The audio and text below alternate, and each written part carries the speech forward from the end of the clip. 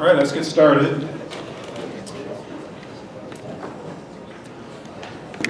Okay, so the semester is 1/3 over as of last week, 5 weeks finished. The next deadline coming up is problem set 5, which is due Thursday. Then there'll be problem set 6, which will be due next week. And then it's fall break. So nothing due during fall break.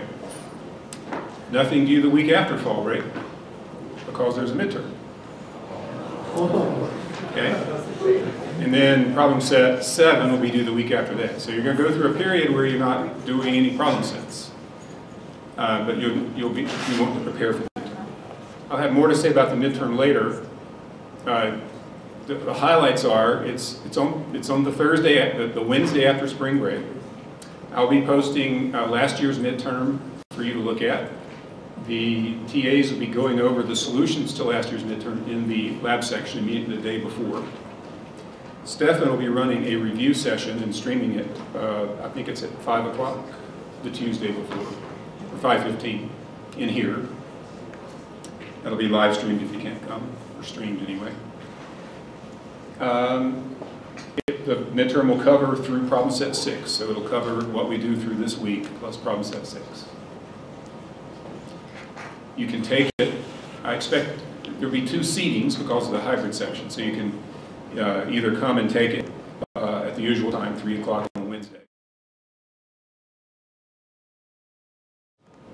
I think it's 5. I shouldn't say. There's another seating later that day where you can come. If you come to the first offering, I'm going to split the class between down here and there's another room of similar size upstairs. So I'll be telling people how to decide which room to go. Anyway, that's where we're headed. Any questions or problems I can deal with before we start? Yes? How many problems are there total? I think there are 11. You ask how many problem sets there are total, I believe there are 11, maybe possibly 12, I don't remember right now. The last one is a multi-week assignment, which you'll have the option of working with a partner. So if you're interested in working with a partner, it'd be, you might start thinking about who you want to work with. Any other questions?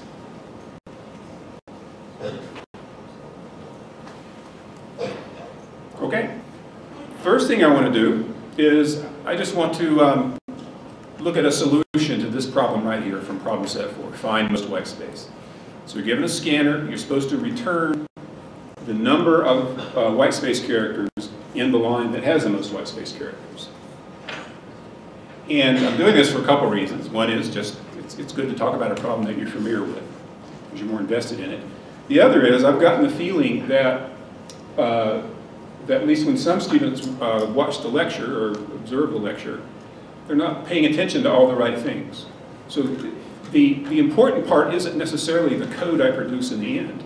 What you should pay attention to also is how I go about coding, how I use the tools, okay, and what my thought processes are. Try to model a good way to go about programming. So we got this problem, find most whitespace. First thing I think about is I think what type of loop is called for here. Obviously, it's in a class called loops, so I imagine a loop is needed. What kind of loop is needed? Yeah? Right, this is an optimization problem. You see most right there in the name of the method, so we need an optimization loop. And it's an optimization loop that deals with scanners, deals with lines. So I can write the thing. I could go copy the skeleton from somewhere else, but it's just as easy for me to type it. So any loop we're going to write is going to be, wow, there's the next line.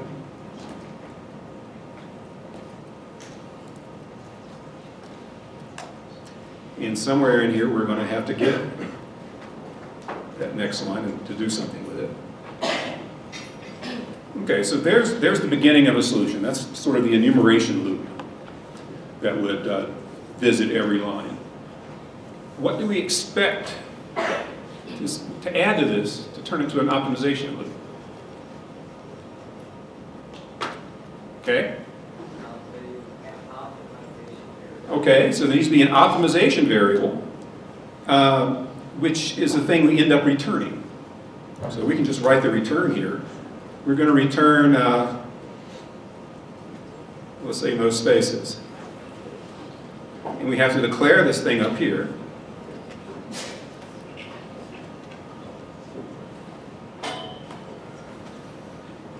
Well,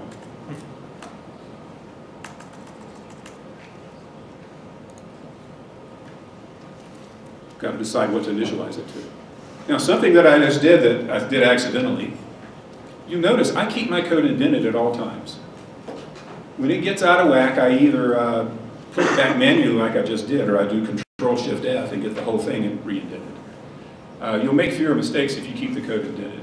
If what you're doing is indenting it just before you hand it in, might as well not bother. So benefit yourself by keeping things indented. What should we initialize this optimization variable to? Yeah? So it started at -1. Okay, so we said -1. Why? So if there isn't a scanner that meets the requirements, then that's what you want to return. Okay, so there are two things to consider. First of all, it makes sense. If it tells you what to return if there is no line, it makes sense to initialize most spaces to that, because if there's no line, the loop won't run, and we'll return the thing we're supposed to return. But you got to be careful. What if it said, if there are no lines, return the largest possible integer? Suppose that was the rule. What if you return the largest possible integer? Would you then want to put integer.max value here as the initial value? I mean, that way, if the loop doesn't run, we'll return the max integer. What's the problem? Yeah? Because there probably won't be a line that has that number of white spaces. Right, so when you write an optimization loop, here inside the loop, you're constantly updating the optimization variable, most spaces. If you find a line with more spaces than most spaces has in it, you update it. But if we make most spaces the absolute maximum value, the largest possible integer, there's no way a line can have more spaces than that. So we'll end up returning max value all the time. Now that means, really what that means is max value would be a bad thing to ask for. But it's something that can happen, so you need to pay attention. Just make sure that your initial value is one that will immediately be updated as soon as you look at a single line. Any line we find is going to have at least 0 white spaces, and we'll update that. Okay, so we started with our skeleton.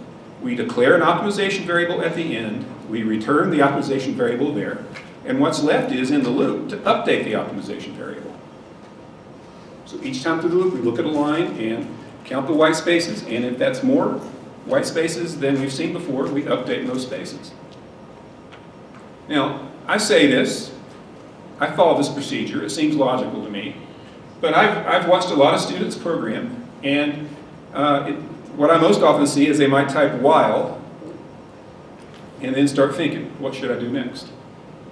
This advice really works. If you know what kind of loop you're writing, you know the pattern to expect. It'll really pay off for you if you'll just believe me. So we need to update most spaces. So what is the new value of most spaces going to be?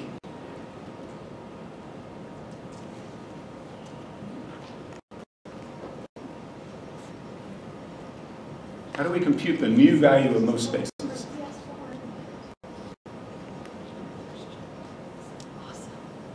Yeah. Write a new method that will return the number of spaces in a line, and then update that. Okay, if we could somehow calculate how many white spaces were in a particular line, which is going to be this line right here. In fact, just to make this easier to read, I'm going to do this. So suppose we could somehow calculate how many white spaces were in that line right there. What would be the new value of most spaces? How would we use that? Yeah? You want to compare it to the initial value of white spaces. Okay. If it's greater, then set it to the new. All right, so if the amount of white spaces in line right here is larger than most spaces, then it becomes the new value of most spaces. Now, I imagine that 80% of you would probably write an if statement right now, but you know I don't like to do that if I can get away with it. I'd like to make the code more simple. How can we get away without writing an if statement?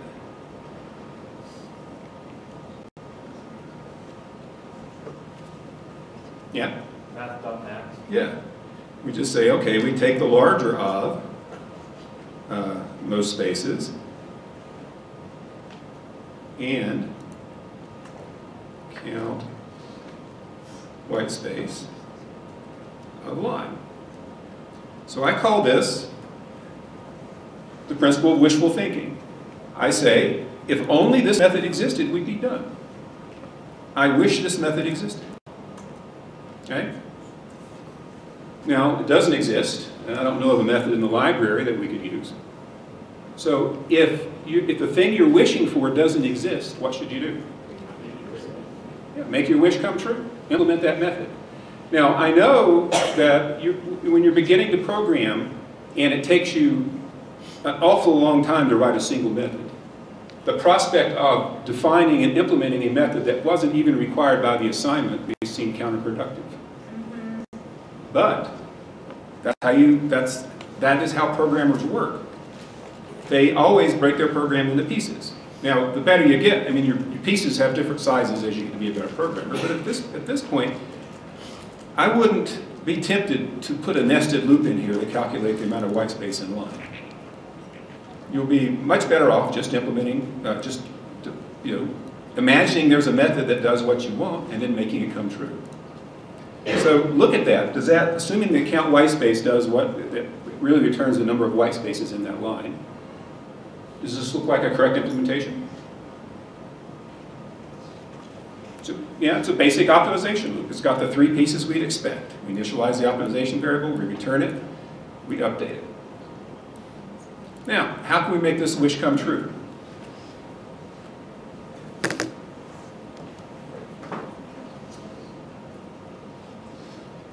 What should I do next? Yeah? Make a method that'll count white space in a string. Yeah, I need to make this white space method here. Now, if I hover the mouse over it, it says create method called count white space. Well, that's really helpful. The second option here says create method. Excellent. So I clicked on it. Alas, it's not correctly implemented. It always returns 0, but it's a start, right? It's got it's got the right name. It returns an int. It takes a string. That's all what we wanted. Okay? How did it know all that stuff? How did it know to expect a string as a parameter and to return an int? Yeah? Yeah, I just looked up here and it looked how it's being used. It says, okay, we're taking the max of an int, so probably this should be an int, and we're passing in a string. Now, it may get this wrong. Maybe you want it to return a double, who knows? Sometimes you have to adjust what it gives you, but at least it gives you a stub to start with, which is nice. Great. Now what? Yeah? How do you know that you need to make it private? Well, she asked, how do you know that you need to make it private? Okay? And I haven't really dwelt on that much. Public means it can be used outside the class. Private means it can only be used inside the class. And so the question you ask yourself is, would someone outside the class be interested in a method that can count white space? Well, I think if they're interested in finding the most white space, it's not unlikely they're interested in finding the amount of white space in a single line. So we just make it public, so that it's more generally useful. Sometimes the private method you need is so tied up in just implementing, it's a helper method that no one else would be interested in, but that's not the case here. Do you have another question? Yeah, so basically what you're saying is that in this situation, public or private would work equally. Yeah, it works either way, yes. Yeah? So if another class calls find most white space, and then find most white space calls a private class Private method. Private method. Would that still work? Yes. So if I left this private and some method from outside the class called this public method, it will be able to call a private method.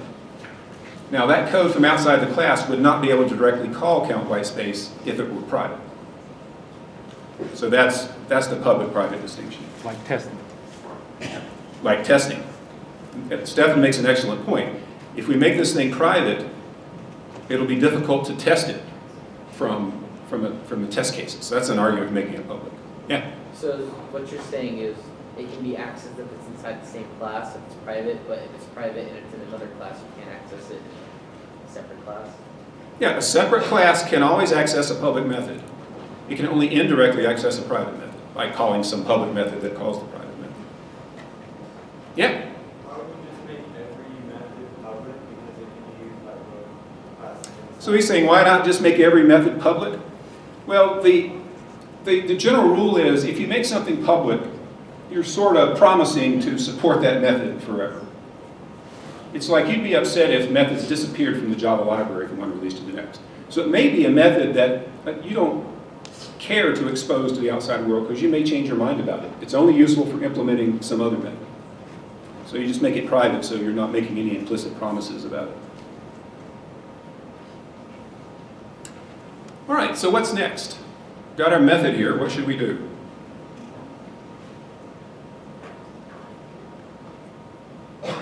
Yeah? Say that a little louder. Okay, so the suggestion was to implement it. There's something else we should do first. What can we possibly do first? Yeah? Say again?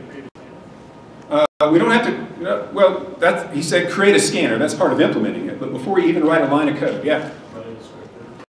Right. Write the Java doc. If you got to write down what it does. Otherwise, how can you tell if it's correct?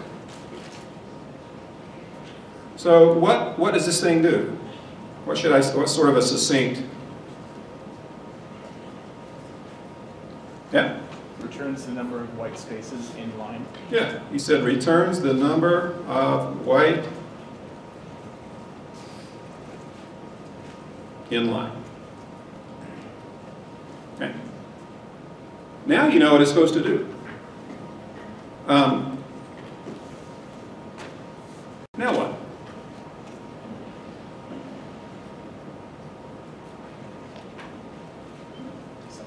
What's the next step?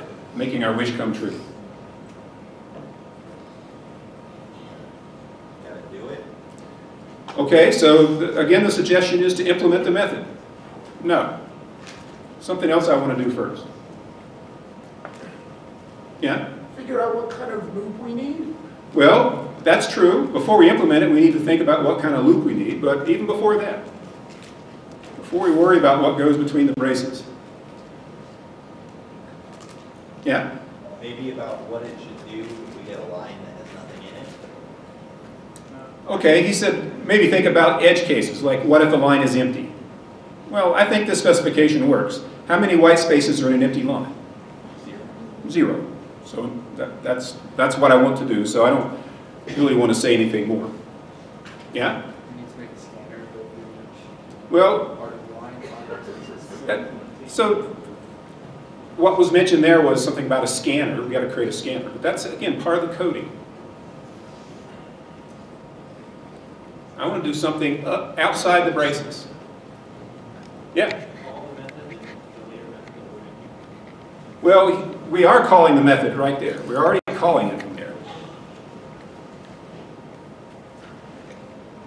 Yeah? What's that? No, not, all the suggestions I'm getting have to do with the code. Yeah? Yes! Write the test cases. Now, you may wonder, why do I write test cases before I have a method to test? Okay?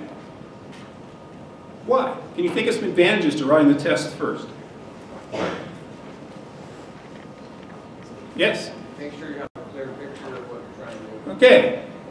So what was said was, make sure you have a clear picture of what you want to do, what it's supposed to do.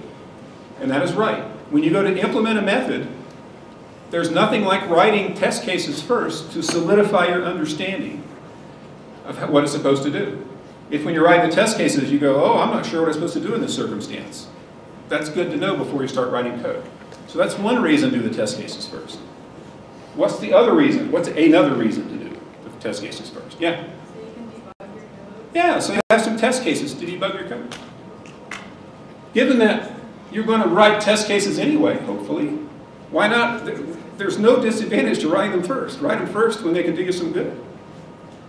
If you just view it as this burden you've got to do before you hand it in, then you're missing the point. Now, before I get 50 emails saying, am I going to lose points if I didn't write test cases for count whitespace? I don't think so. Remember? No, they don't. Stefan says no, so don't worry about that one. But it would have been a good idea. So I'm going to go here to looptest.java. I'm going to copy the name of the method. I'll go to looptest.java. And we'll come down here. Actually, I'm going to copy this.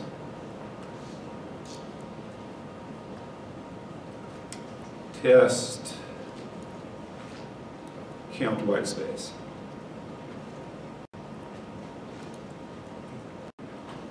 Now, let me just say something. In the lab, when you learned about JUnit, I had you use JUnit 4. This is JUnit 5. And the reason I use it for grading is it allows you to say, what I'm asserting here is that this stuff won't take more than 2 seconds to run. So it's a way of catching infinite loops. But the downside of using JUnit 5 is you've got to understand what that is, which we're not even going to talk about this semester, except that maybe at the very end. And second of all, testing for exceptions is also involves that sort of notation. So I just want to tell you why there's a difference. So what we need to do is write some test cases. Oops.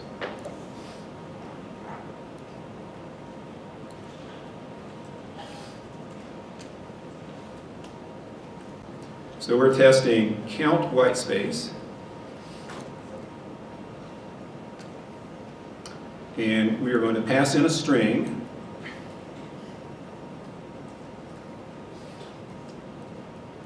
And how many white spaces is that?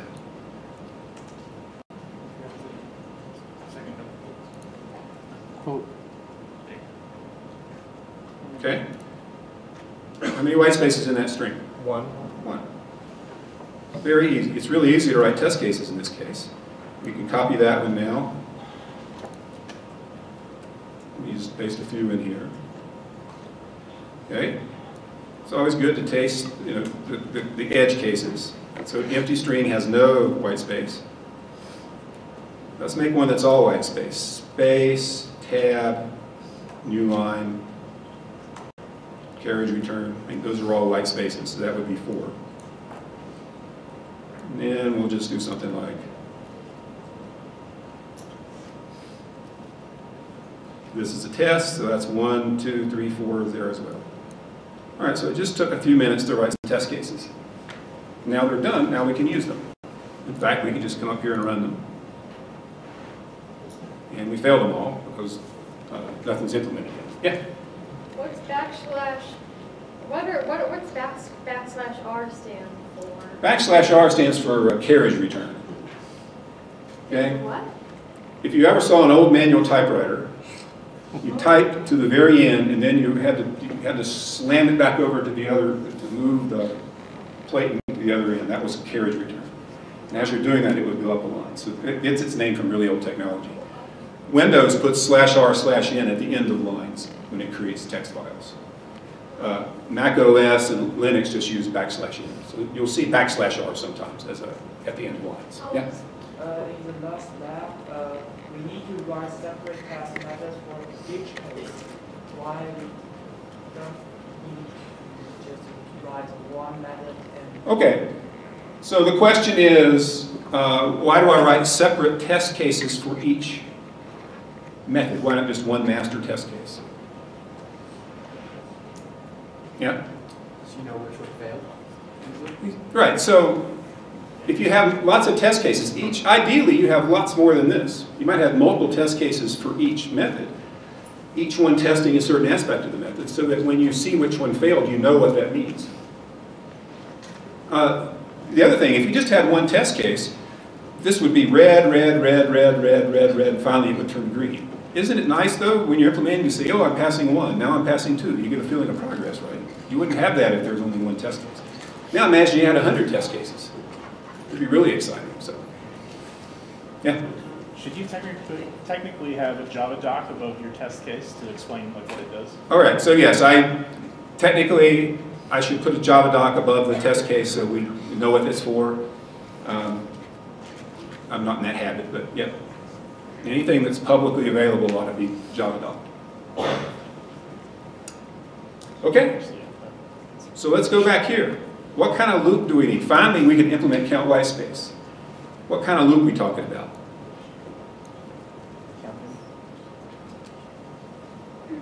Yeah. I just discovered something that you can't do test cases for count whitespace if you leave it as private. That's right. So one reason, if I made this here private, the test case couldn't access the method. Also, another question. Okay.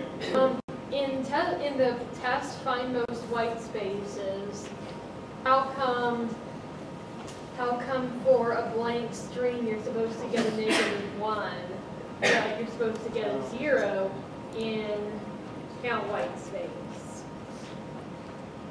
Well, here's a place for getting 0 is an empty string, so there's no white space in that string.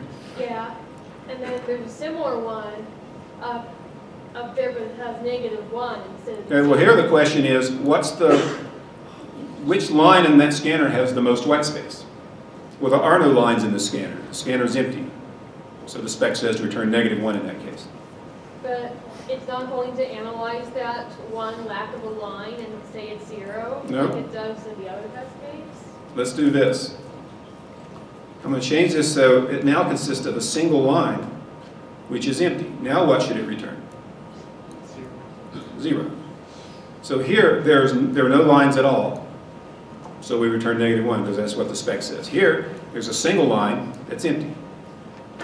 There are no white spaces in it. The \n you see there separates for separating lines. It's not counted as a white space. Yeah? Sorry, it's a different subject, but what is the difference between \n and \r? The way you describe it made it sound like the same thing. \n and \r. \n occurs at the end of lines. Windows redundantly puts a \r first. It's just a bad decision that Bill Gates made 30 years ago. I don't know if it's really his decision. It needlessly complicates software. Okay. So we decided we need what kind of loop here? Counting? Okay, well, a counting loop isn't one of my...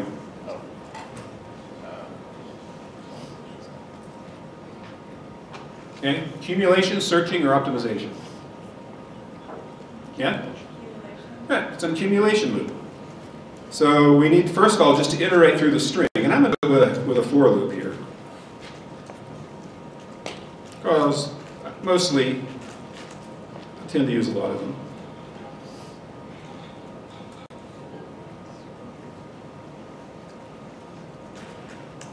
So that's the bones of a loop, an enumeration loop. And inside this loop, we're going to look at line.char at I. So what do we have to do to turn this into an accumulation loop?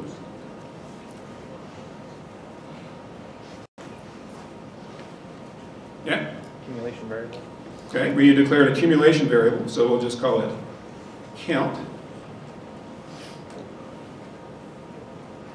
What else do we have to add?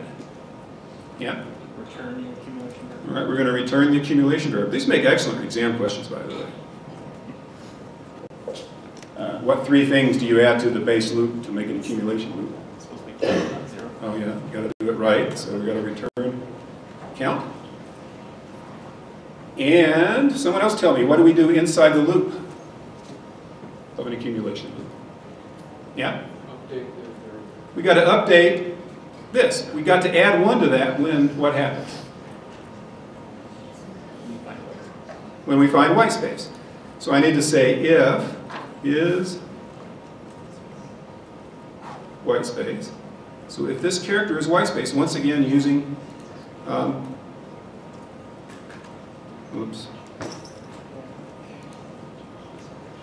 So this is a reason why it's good to keep your code indented. Because what happened was, when I saw that it pulled those braces over, that didn't look right. Immediately knew that's not right. That's not where the braces belong. And I left off a parenthesis. So you get cues that way. Okay, so suppose it is Whitespace. We say we were going to add one to count, right? Okay, so we wish is Whitespace existed. Some method that would tell, if only it existed, we'd be done. Yeah? You'll need character dot is Whitespace. Okay, so here's where it's good to know that there in fact is a method in the character class that does exactly what we want. Otherwise, we'd have to implement it ourselves, which would be okay, but no need to do it. Okay, so let's see if we can count Whitespace appropriately now. So I'm going to right click on that, I'm going to say run. That worked. And let's see about the other ones. Okay, and find most Whitespace is working now as well. So that's an approach to take when you're coding. Yes? I'm count Whitespace on that list of leaf tests. Count Whitespace isn't showing up for me. Why could that? Is that what that looks like to me? Over here, you're probably going to have to, if you ran your test before this was in here, it's going to not show up over here. Well, is it supposed to say at test? Is that important? Yeah, I'd have to look at it. I'd probably just rerun it from the top. Click on the run up here, rerun. Yeah? Is there a way to implement that if statement without using an if statement, as you like to do? Okay, so the question was, is there a way to do this without an if? Yes, but the alternative is actually worse. You know that if there were a good way to get rid of the if, I would use it. There's something called the ternary operator you may want to look up if you're curious. But I do not want to go down that path right now. This is not a good place for it, but an if is the right thing here. Yeah? So can you go back to the test cases? Yeah. So when it says assert timeout preemptively, what does that mean? Or what does that What this says is that if these tests take longer than 2 seconds to run, it'll abort the tests and tell you that the test failed. It's a way of guarding against an infinite loop. So here, let's suppose we just left that out. Okay, which is syntactically legal, but now we have an infinite loop. Now if we run the test cases,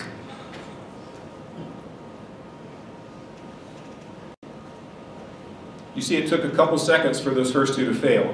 And if we look at test find most Whitespace, it says assertion failed, execution timed out after 2,000 milliseconds. So it's really useful. The main reason I put it in there is when the TAs are running these test cases, it's kind of a pain when one of the methods that they're trying to test all the methods at once, and one of them has an infinite loop. Without this, they have to like manually stop the test cases, get rid of the test cases for the offending method, and then rerun. This just makes it easier on them. But feel free if you want to use JM5, that's fine, as long as you don't mind using a construct that I really haven't explained. That thing right there. You scroll down a bit. Just copy it. Just copy it. Don't worry about it. Any other questions?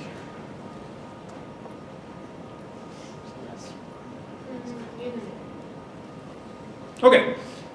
So I've got a new topic I want to talk about, so that makes it a good time for a break. So let's take a couple minutes here, and then we'll look at something different.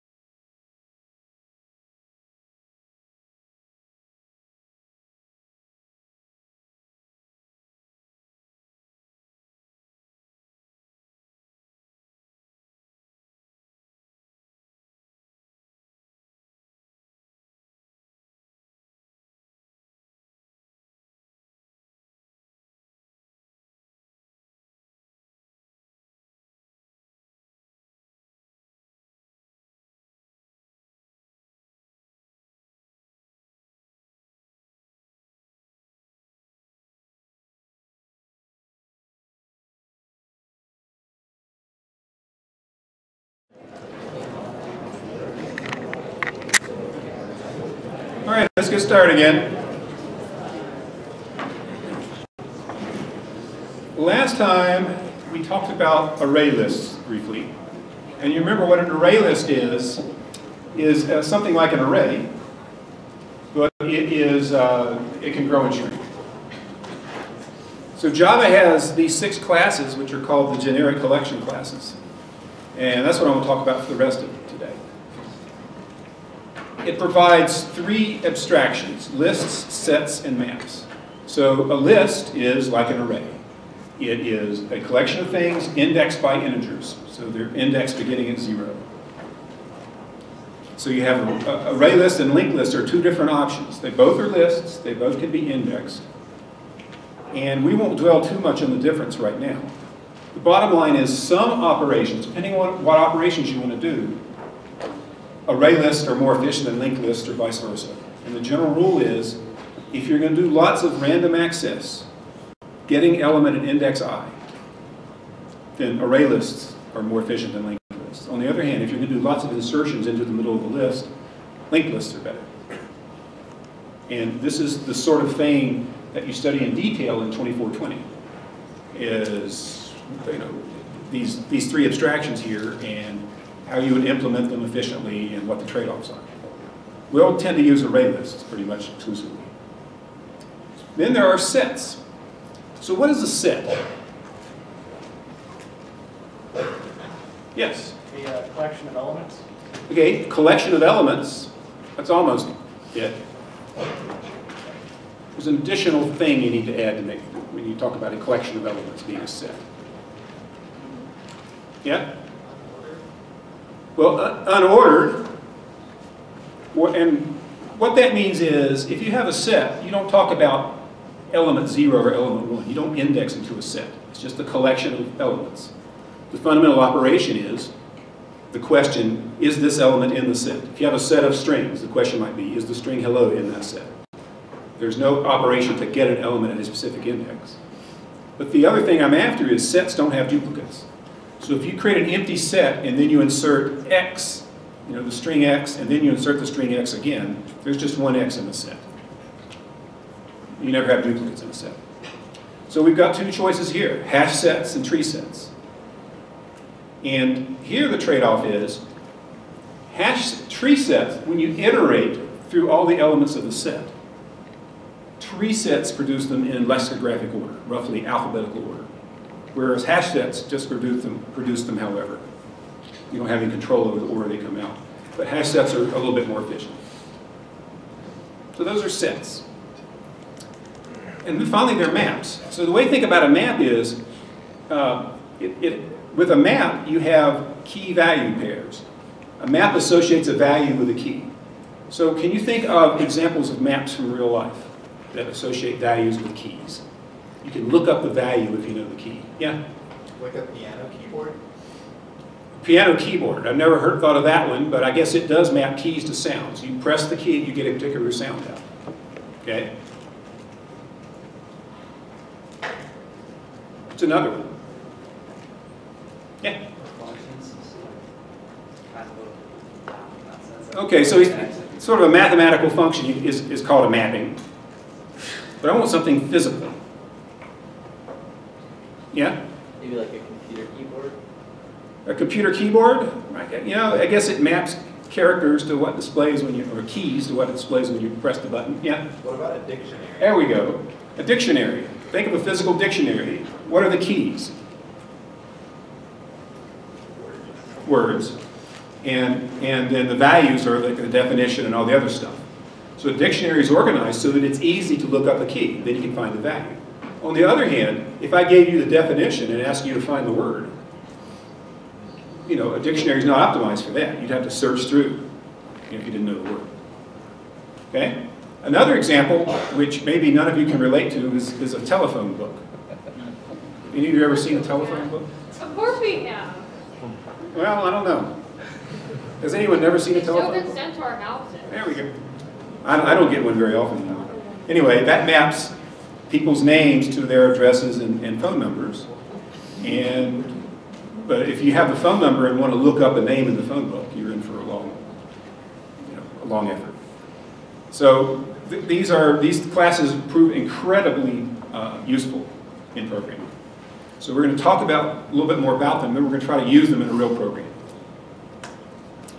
So here's an array list we talked about before. It's a list of objects, all of the same type. So this is an array list of strings. So this one has a length of 6. It has 6 strings in it, and they're indexed 0 through 5. But there are operations where you can add to the end or add in the middle, add at the beginning. The fundamental operation is accessing an element by index and changing an element by index. Okay? I don't have a picture of a linked list. It's structured differently, but conceptually it's the same. It's just some operations are faster and some are slower. So lists, no big trick. Now here's the catch, which I talked about briefly last time. You cannot store primitive values into any of these classes, in any of these objects. You can only store reference. You can only store objects of reference types. So what's really involved in storing it, if you have an int, a primitive value, and you want to store it in an array list, what you have to do is declare it as an array list of integers. Okay? So we declare the array that way. Then we take the integer we want to store, which is 5. We create an integer object out of it. So an integer object, all it is an object that holds an int. So we create an integer object out of the int, and then we store the integer object in the list. So that integer is called a wrapper class. And all it provides is a constructor that wraps an int and an operation that will take the int out. Plus, it provides a lot of useful static methods, like parse int. Okay, and that seems like a pain. Now, when you take something out of an array list, the get method returns an integer object, and then you have to go and pull out the int value, and then you have an int. That seems like a pain.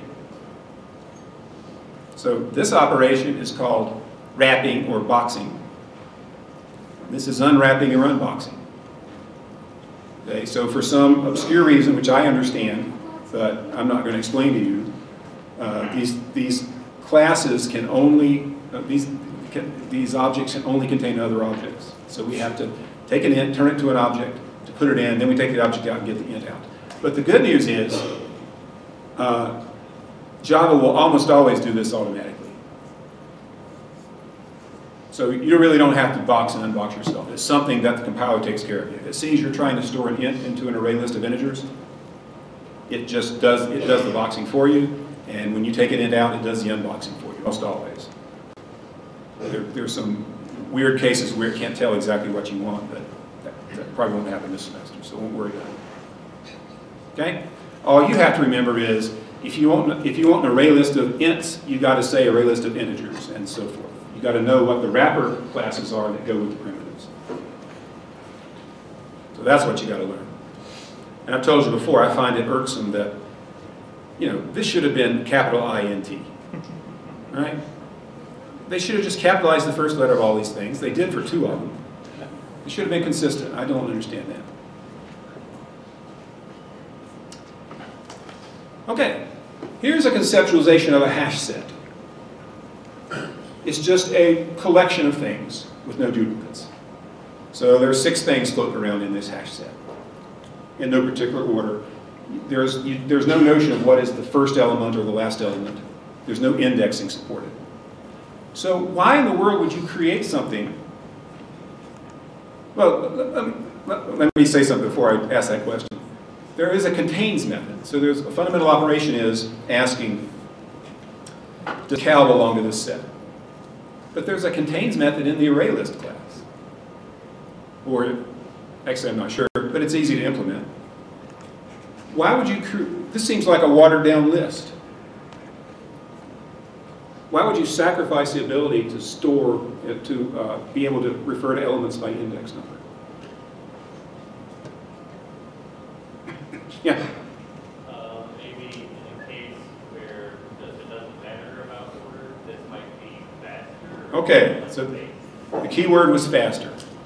By not requiring indexing, the remaining operations can be done much faster. So if you don't need indexing, uses set. And it can be implemented in ways that a list can't be. So anyway, that's what you can set. Just think of a set as a collection of things with no duplicates. And here's a hash map. So for a hash map, this particular one here is a hash map of string, comma, integer. And what that means is the keys are strings and the values are integers. And you can see this maps strings, like cat, to values like 15. So an operation might be a get operation. Give me the value associated with dog. So you pass in the string dog, out would come 8. Or give me the integer associated with ant, and out would come 1,000.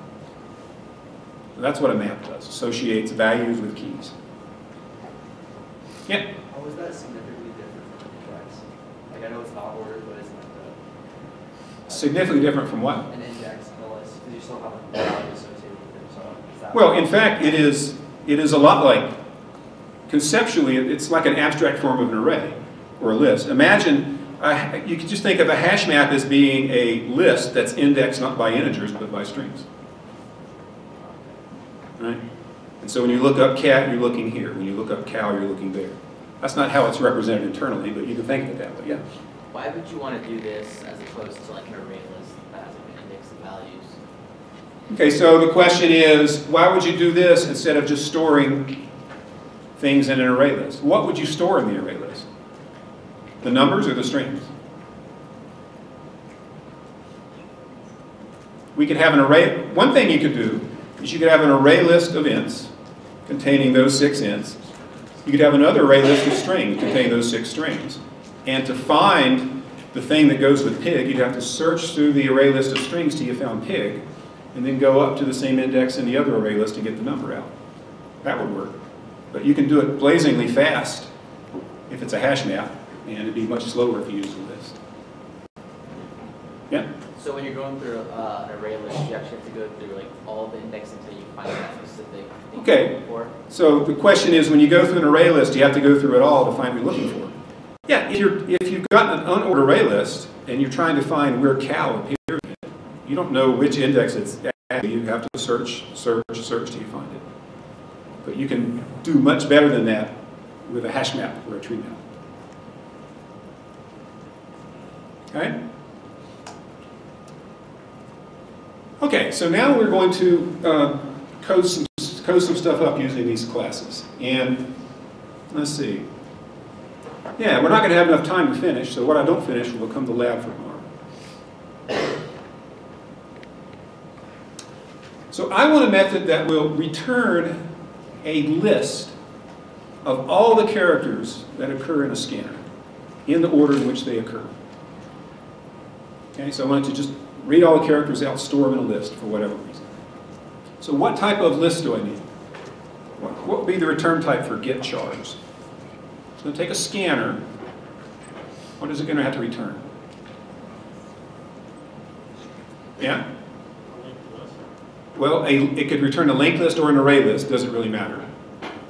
Turns out array lists and linked lists are equally efficient if you're adding at the end always, which is what we're going to do.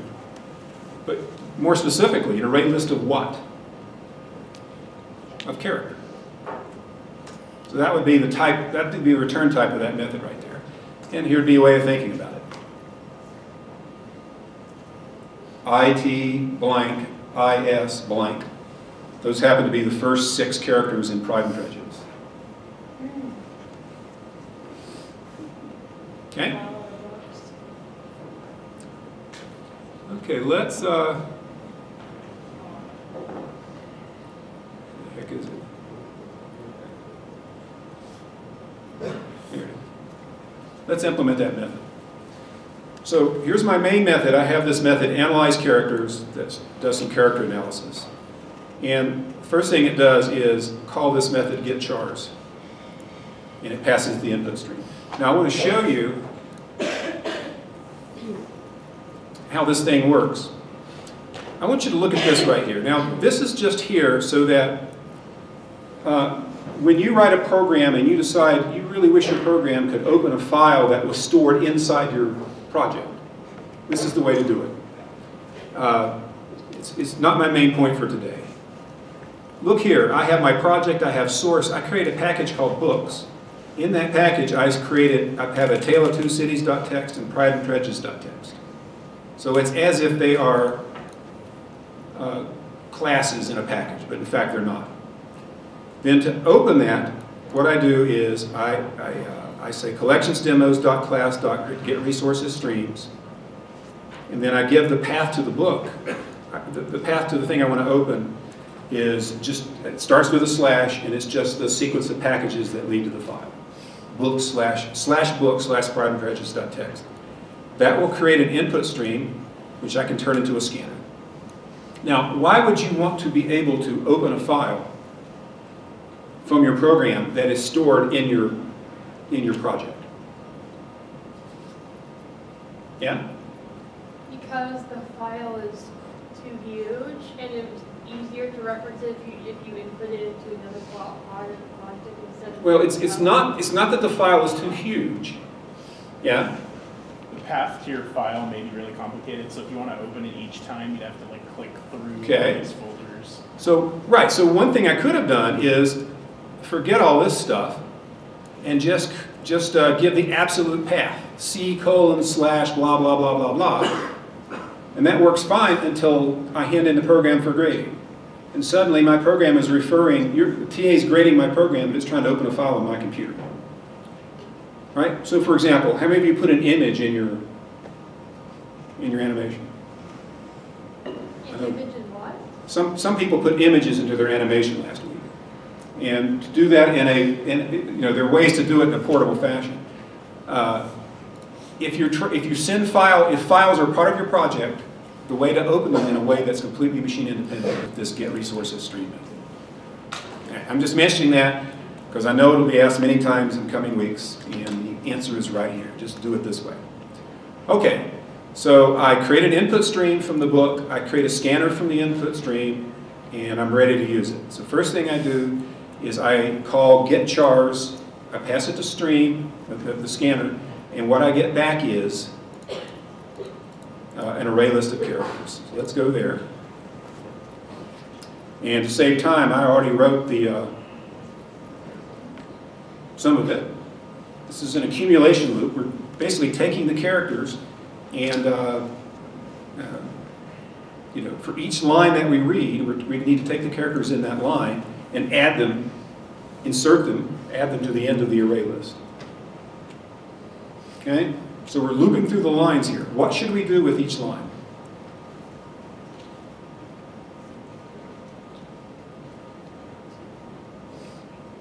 Okay, we're trying to put every character that appears in the book into that list. So I've read the first line. It is a fact universally known, blah, blah, blah. Yeah, let me get in the back there. Right.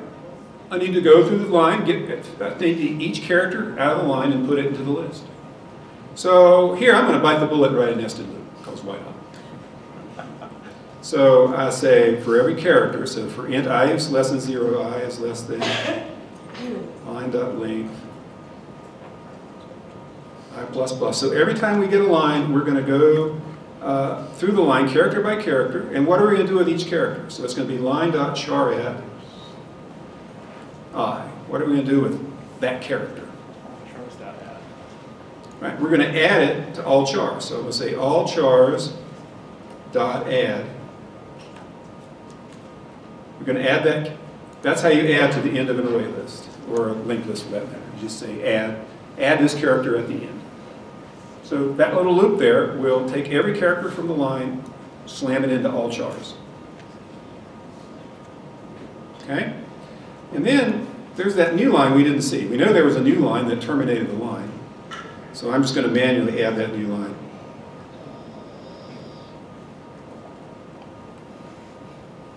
Like that. Because we know it was there, otherwise it wouldn't have been a line break. Okay, so there's my accumulation. It turns out that the operation that updates the accumulation variable is a loop in this case. It has to look at every character and add it to the list. But as nested loops go, this one isn't too bad. Okay, So we just revealed that there is a method called add that will add to the end of an array list. Okay, I'm going to show you the code that tests this, that uses it. Are there any questions about it at this point?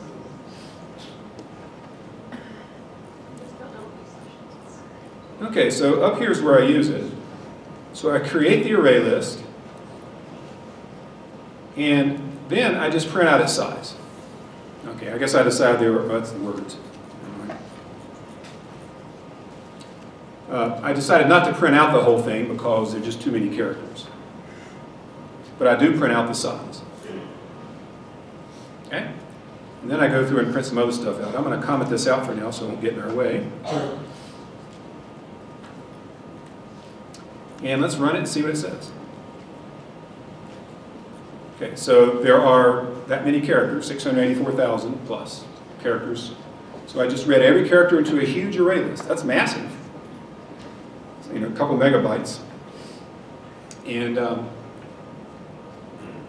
then just took its size. Now that's an inefficient way to get the size of something, but it's just a demo. Okay, next thing I want to do, let me go back to the slide.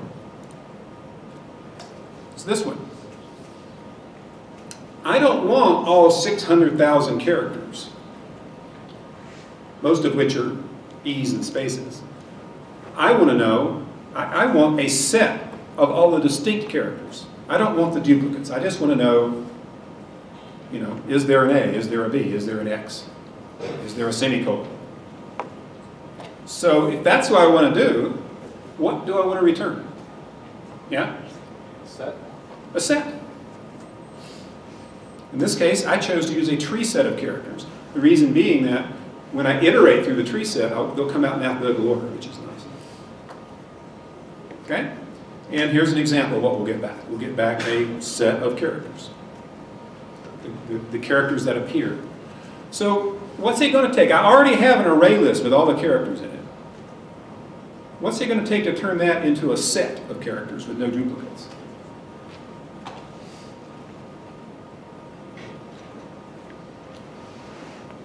Yeah? Well, not even a nested loop.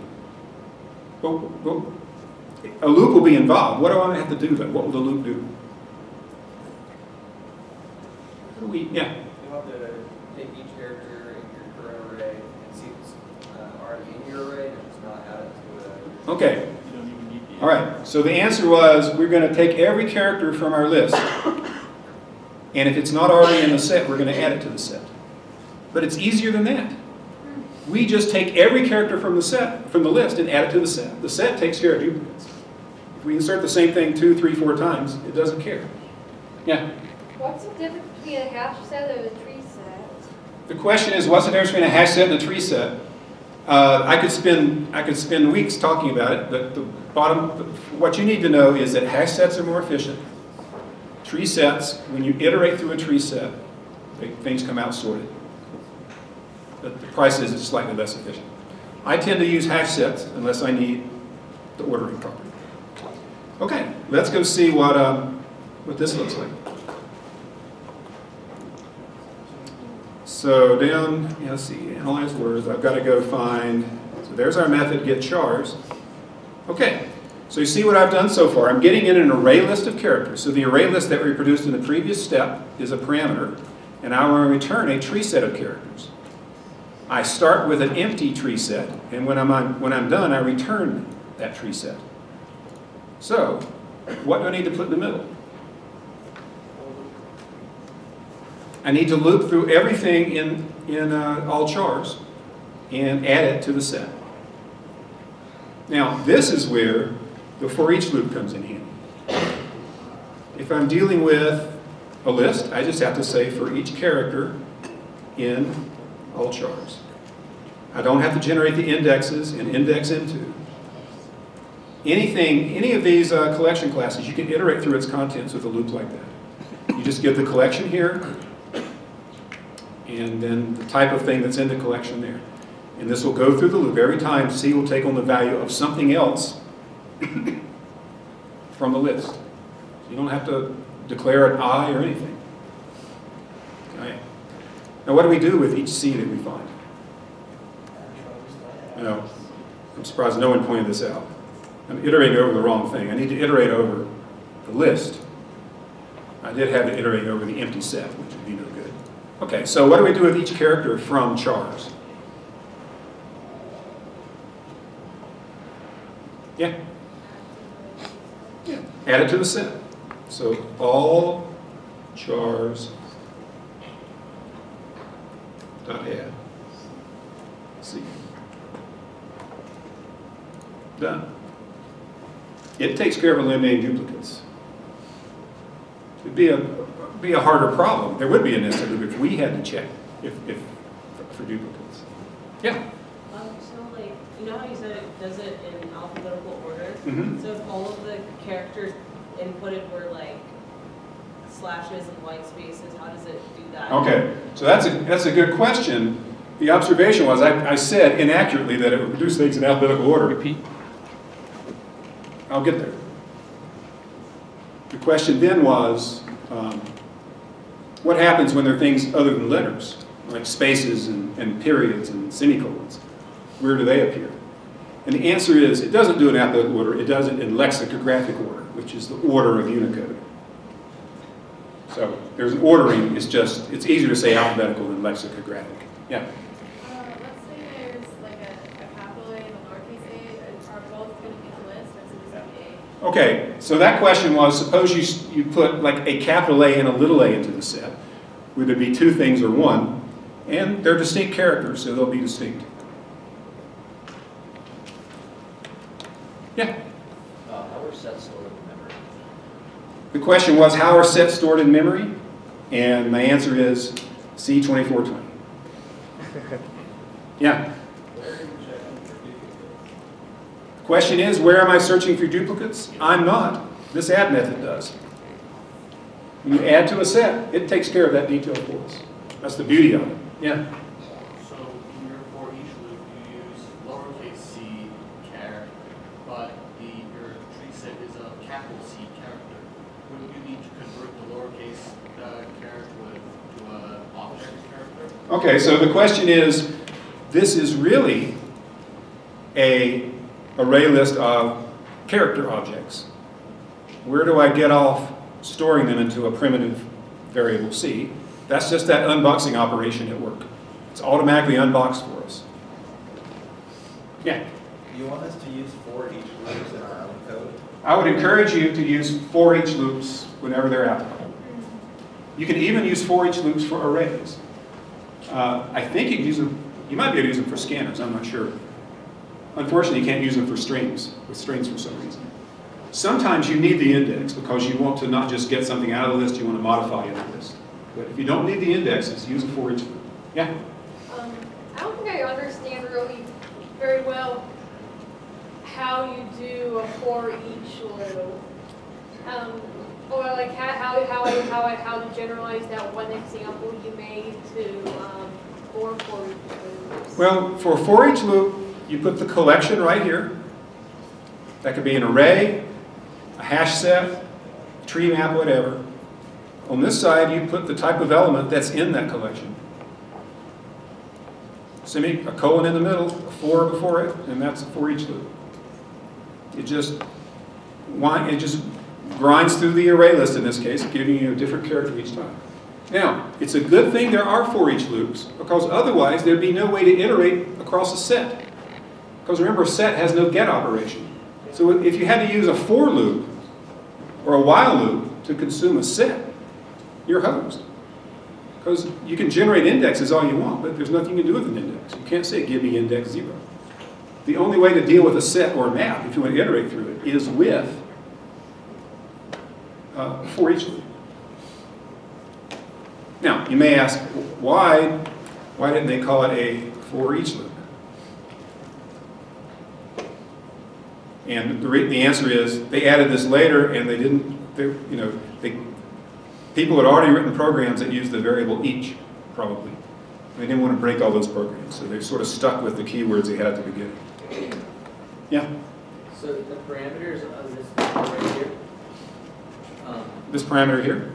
Yeah, so is that basically just the name for the array list chars? Or Yeah, chars is a variable, right?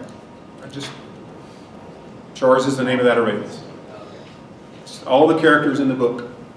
Yeah? And then like inside like the two, like right next to the array list, like where it says character, is that just like the name of? Right here. No, so you know how it says like back in the parameters, so it goes array list and then it's the two. Mm-hmm. What does it mean when it says character?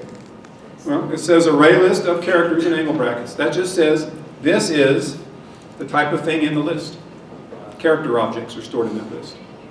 So there can't be both, there can't be like integers or... Well, it could be an array list of integers. It has to be one thing. Okay. Okay, now let's go and look at where I use this. So back up to the top. Here I'm analyzing characters. Here's where I create distinct characters. And there's where I display each one. So I'm using a for each loop here.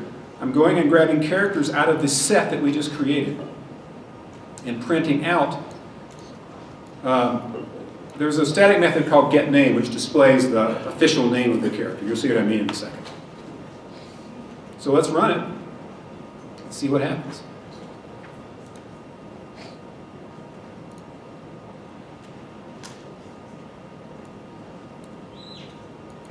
So there's 75 distinct characters in Pride and Prejudice. It contains line feed, which I think is in what we call a new line, space, and exclamation marks, quotation marks, apostrophe, on and on, the digits 0 through 9, colons and semicolons, a question mark. It has capital letters. There's no capital Q in Pride and Prejudice. Low line is an underscore.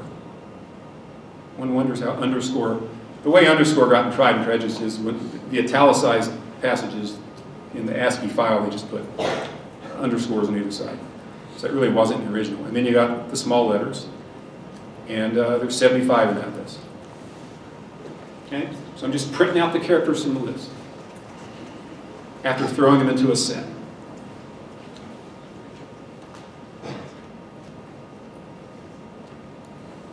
All right, now here's this one. Display the approximate number of, that's the wrong word, sentences. How would you count the number of sentences in the book? Yeah? Could you just count how many periods there are? Okay, you can count periods, exclamation marks, question marks are the ones I thought of. But that's only approximate. Why would that not be an exact count? Yeah? You know, how many times in the book does it say Mr. Darcy, right? There'll be a period there after Mr. That's not a sentence. I got the right book, right? It's Mr. Darcy, right? Yeah, Darcy. So what would that method look like? This method here, get sentence count, and you give it a set. No, you don't give it a set. You give it the list of characters. What would that look like? Yeah? Say louder. Yeah, it'd be an accumulation loop that looks at each character in the list, and if it's one of the characters of interest, we increment the number of sentences. I'm going to leave that till tomorrow. So I'm going to get on to words. So now I'm not going to run analyze characters anymore. I'm going to run analyze words.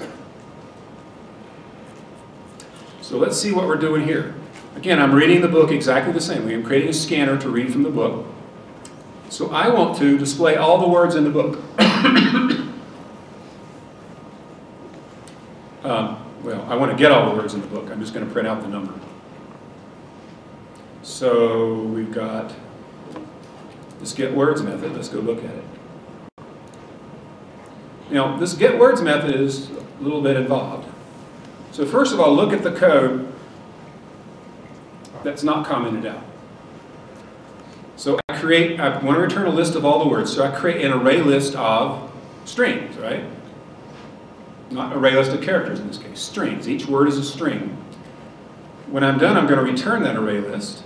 And then I just get the next word from the scanner. I convert it to lowercase. and then I add it to the list, assuming it's longer than 0. And you may wonder how there would be a token of length 0, and you'll see in a second. Yeah? Why do you convert it to lowercase? You ask, why do I convert to lowercase? That's just a choice I made. I didn't want to distinguish between words at the beginning of a line and words later on in the sentence. Now, if we do this, if we do it this way, now down here we have this method here. It says returns all the distinct words in a list. So this one does what we did for characters. It takes all the distinct words, the list of all the words, which is, you know, tens of thousands of words long, and puts it into a set so that we get rid of the duplicates. Look, Ma, no loops. Okay, what's going on there? There's two things going on. One thing is, if Java can figure out what belongs between those angle brackets, you can leave it out. So it knows you're trying to create a tree set of strings because you're returning it. And it says this method returns tree sets of strings. But what would you say, how would you describe this if someone said, what is that thing right there that was just highlighted? Yeah? It's a constructor. Right. He said it's a constructor. One way, there is a constructor. So if you give, there's a constructor for tree sets that take no parameters and returns an empty tree set. This constructor takes a collection, another set or another list, and just takes everything out of the one and puts it into the new set. So this does for us what we did with the loop previously. It just takes every string in this list, adds it to the set, creates a set, and really returns a set that has all the words in it. Well, that's nice. Not much work involved there. So the more you learn about these things, the easier. So let's look at the words. Let's see. So I'm going to print out the word count here. And then I'm going to print out all the distinct words followed by the size. All right, so this loop is looping through that set and printing out each word. So let's run it and see what we got. I'll make this bigger. Okay. So let's look at all, so there's 12,649 distinct words in Pride and Prejudice. Let's look at them. There is double quote, single quote after. There's double quote, underscore, that, underscore. There's double quote, all, exclamation mark. This isn't quite what I had in mind. It's got like implacable with a quote in front. What's going on? Why am I getting all these wacky words that start with double quotes, and then words that start with parentheses, and then words that start with hyphens and all that crap? Why do we get all that stuff?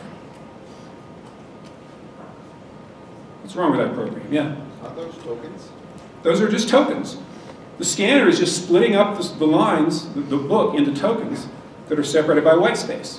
And so if you have a comma at the end of a word, you get a comma at the end of the word. So we got to do better than that. Let's go back to the program. Make sure I have time. Yep, I got 3 minutes. Okay. Here's a little bit of magic. You can change the scanner. You can tell the scanner, don't split just on spaces. This is called a regular expression. And I'm happy for you to treat it like magic right now. The regular expressions are really, really useful, but I don't have time to teach you about them. What this says is split. The things in between tokens will be anything other, any sequence of characters other than lowercase letters, uppercase letters, digits, or single quote, apostrophe. So that means that if you, in between two tokens, you could have comma, space, double quote. That's treated as whitespace when we do this. So once I change the way that the delimiter that we use and run it, now you see there are fewer distinct words, only 6,400. It's still not perfect. It's counting a single quote by itself as a word. It's treating single quote keep as separate words. But then it sort of settles down into more reasonable looking things. So let me ask you, why didn't I treat single quotes also as delimiters? Why don't I throw away the single quotes? Yeah. Because of apostrophes and words? Because of contractions. If I throw away all single quotes, then isn't would be one word ISN and a second word T. I didn't want to do that. And so just to make a long story short, I'll go back here. The last thing that I do to make this work better is once I've identified a word, I take any single quotes that appear at the beginning, I remove from the word. And any single quotes that appear at the end, I remove from the word, unless there's an S right before it. So it's a possessive. And that's probably not perfect, but when I do that and I run it, so I got that. So it kept that there. I don't have these wacky words beginning with single quotes anymore. So now these look like real words. Now, I would like to know what's the most common word.